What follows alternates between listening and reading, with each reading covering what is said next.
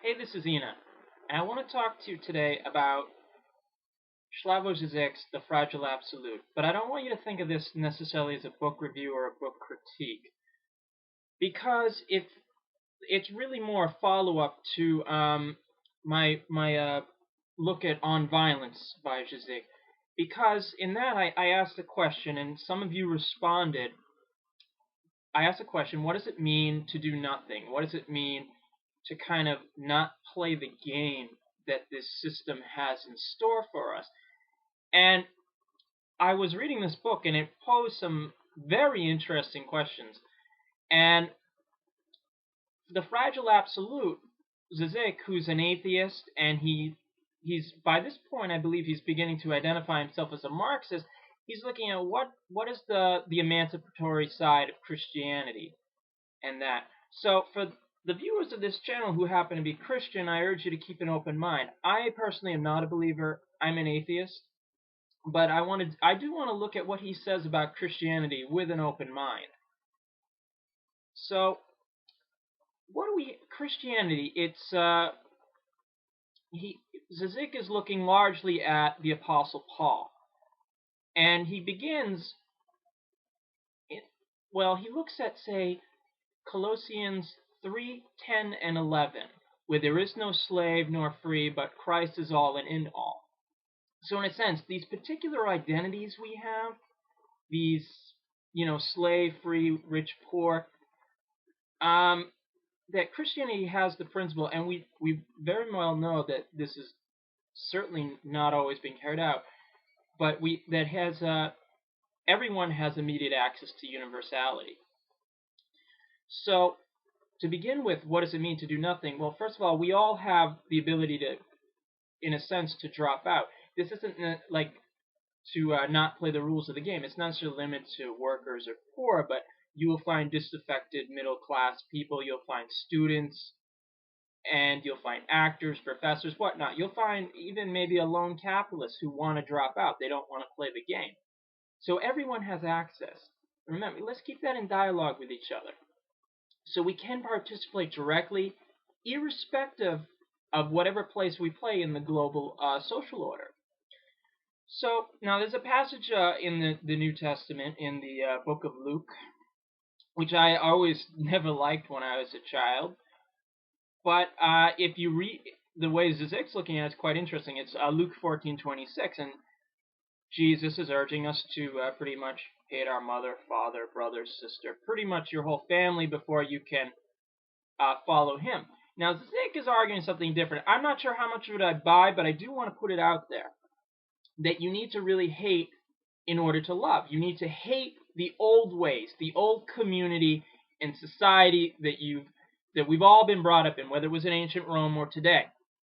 You need to unplug from that community into which you were born. And again, this is part of what he's saying we should be doing at the end of On Violence. So Christianity is urging this separation, this clear, let's draw the line in the sand. We are Christians, or that's what the Christians are arguing, and you are not. We're not going to play the game of being part of this Roman way of life. And they're disturbing the balance of things. Christianity is a miraculous event that disturbs the balance, the harmony of this Roman society.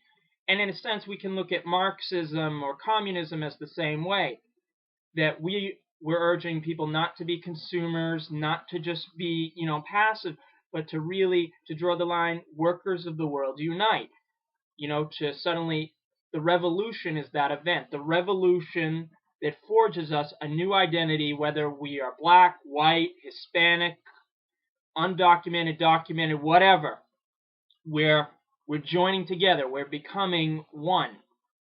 And we're really throwing the universe off rails. And in a sense, Christianity, with the event, the resurrection of Jesus and all that, does the same thing. And in Christianity, in the Bible, as Zizek is arguing, that Christ is addressing to those at the bottom of the social hierarchy. And it's done in order to accomplish separation, because your message, it may be, you'll have exceptions, of course, but it's the outcasts who are going to be the privilege of this new social order. It's going to be the poor, the slave, the peasant, the worker. And obviously Marxism does the same thing. Marx is not writing to academics. He's writing to workers. And he has actually the utmost respect for workers when he uses this maybe difficult language, but he's saying you can understand it. You're not, just because you're not rich, you can understand it. So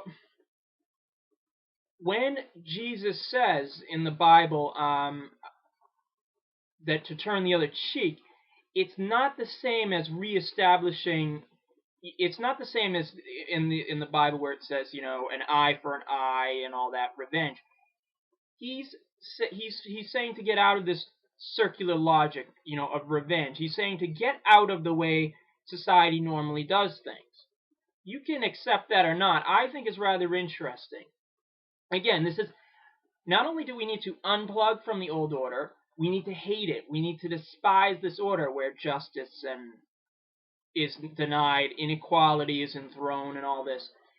And Zizek uses the example of Romeo and Juliet. They hate their families in a sense, or they hate their family identity. And in doing that, they're able to love. They're able to see past one as a Capulet and one as a Montague and to really come together and form a new union. It is an act of love. And when Jesus says we hate, you know, our family, we hate our mother, father, and Zizek is making this point, that we hate the father as part of an old order. We, you know, as something oppressive. We want to see the father not as someone above us, but rather as an equal, as a fellow in a new community. And that's how we want to look at workers. For instance, a white worker shouldn't be a white worker, but a fellow comrade. It shouldn't be someone with privilege, someone who we don't want a black worker shouldn't hate that one because he's white, but should be united in struggle, not part of this whole way the old society does things, but a new way of forging identity. And that is part of what Zizek's point is. Now Zizek also says, and he's using Paul to make this point, that when someone accepts Christ, or when someone embraces the revolution or Marxism, as it were, I'm kind of putting my own words there, that the old passes away. The old way we're looking at things is passing away. Instead of seeing things in this whole atomistic way we see things now, we're looking at them in new eyes. When you become a believer in Christianity, suddenly you're looking at things differently because, you know, you've embraced Christianity and all that. But when you become a Marxist, you use that method of analysis of theory and practice, and it's a new way of looking at the world. So all that was old becomes new. And in Christianity, love doesn't mean all concrete social differences disappear.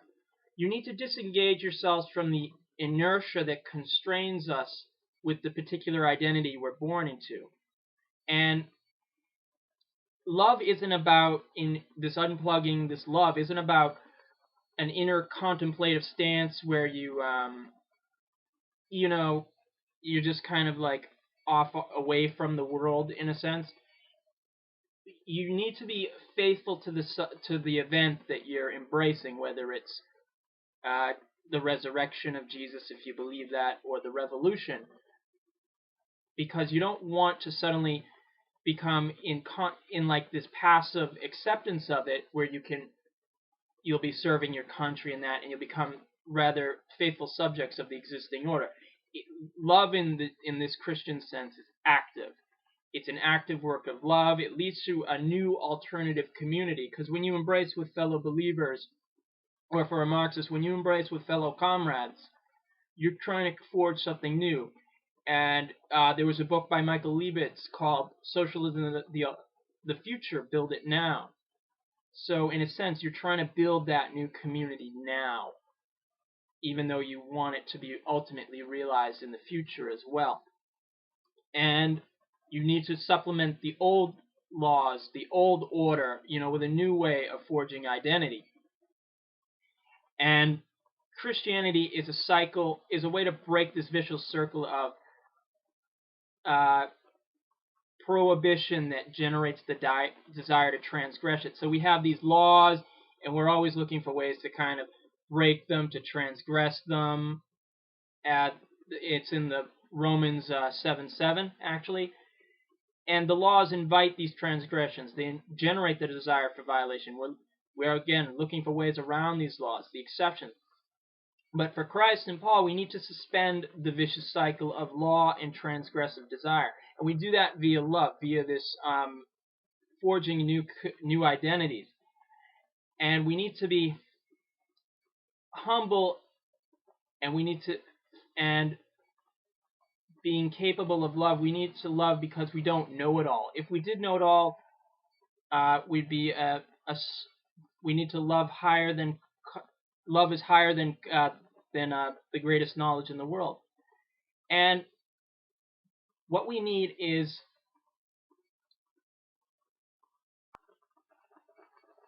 part of this whole law, and the transgression of it is we need to effectively liberate the self.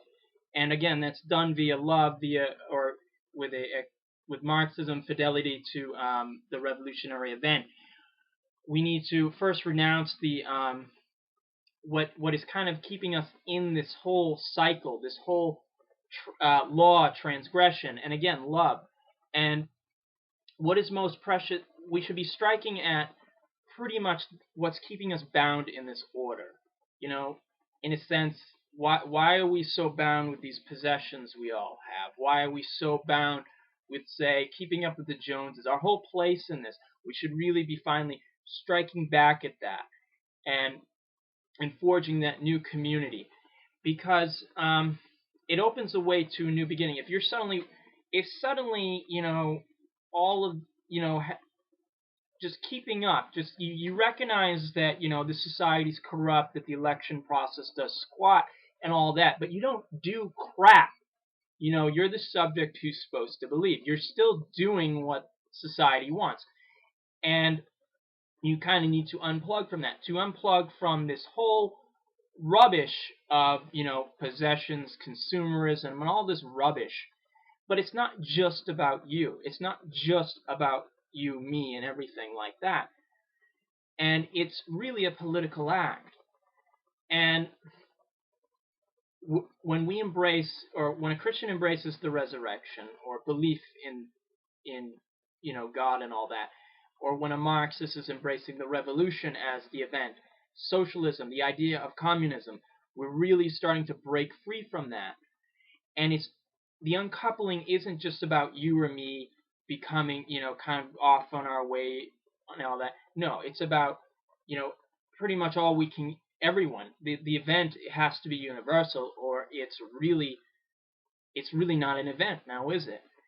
And if we can suddenly forge into a community of believers, a community united in something higher than ourselves, we can form a new subject, a new way of acting, and a new way of trying to build society. But it really is about coming together. It's about breaking free of the constraints of the society, forging a revolutionary identity. And in the political act, you have to be active. You know, you have to strike back, go to a demonstration, speak out whenever you can, write, act, join with comrades. And I really think that's kind of my response to On Violence, by looking at the fragile absolute. And to my Christian viewers, who I'm hoping there's a few of you at least, that in a certain sense we can work together. Again, I'm not a believer. I'm an atheist. I've been one for some time. But we can have dialogue with each other. We can talk to each other. And we should really be willing to do that. And to my anarchist viewers, I have some stuff in the works, something where I want to look at the Paris Commune. There's a book coming out that I'm going to do that. I want to hash out some of what I've done, some of the ideas contained in there. And also, there's the Actuality of Revolution video that kind of sets some of my differences with anarcho-syndicalism. So I urge you to engage with that. We got some Alain Badiou coming up. Whenever I can get to it, I got some Star Trek coming up.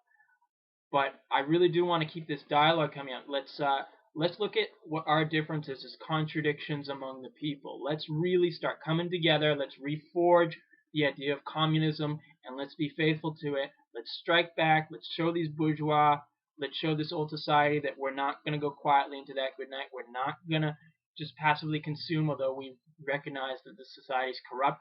Let's start striking back. Let's start reforging the idea of communism for the new millennium. So this is Ina. Until next time.